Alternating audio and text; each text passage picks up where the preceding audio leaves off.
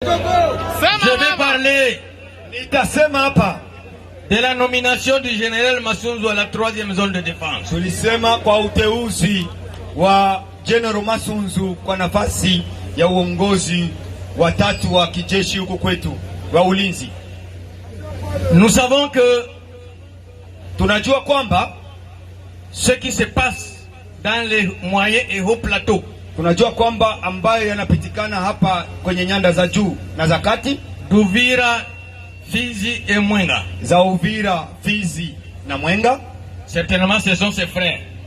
Kwa kweli ndugu zake. Ce sont ses frères qui font ça. Si ni ndugu zake wao wanafanya hivyo? Est-ce que je mens? Je, tunasema uongo?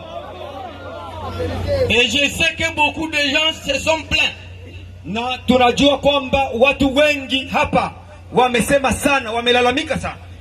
Moi je sollicite de votre part une certaine tolérance. Mimi ninaomba kwa upande wenu uvumilivu fulani.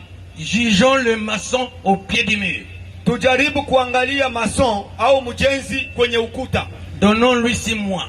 Tumupatie huyo mjenzi miezi 6 kwenye ukuta. Si ses frères ne déposent pas les armes, kama ndugu zake hawaweki silaha chini, il devient inutile. Atakuwa haiko wa lazima. Qu'il aille ailleurs. Aende fasi nyingine. Nous avons dit à Tshisekedi, vous vous êtes trompé. Tutamwambia rais umejidanganya. Mais s'il dépose les armes, kama ndugu zake wanaweka silaha chini, c'est que la paix revient chez nous. Manake amani inakuja kwetu. N'est-ce pas? Si ndio? Est-ce que les Maïmaï auront encore besoin de faire la guerre? Je, ndugu zetu Maïmaï watafanya tena vita?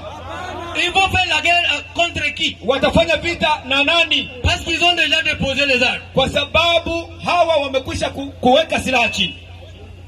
Si disent nous déposons les armes et nous allons où nous voulons. Kama wanasema tunaweka silaha chini tunakwenda kwenye tunataka. Donc Masunzu aussi est dans un piège. Manake na yeye mheshimiwa Masunzu iko katika mtego. Moi personnellement j'ai parlé avec lui. Mimi binafsi nimezungumza naye et je lui ai dit, na nimemwambia j'attends na kuchunga et je vous donne un délai na kupatia muda.